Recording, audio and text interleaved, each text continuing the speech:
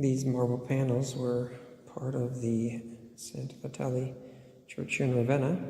In the front of the church, there will be these areas separating the apse where the priest would serve to where the people would come and conjugate or gather.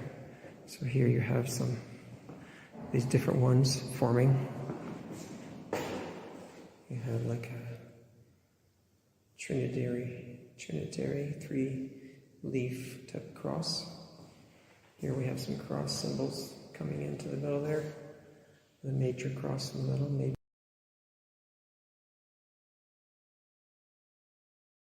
And you would also have some other ones that are very similar to geometric shapes.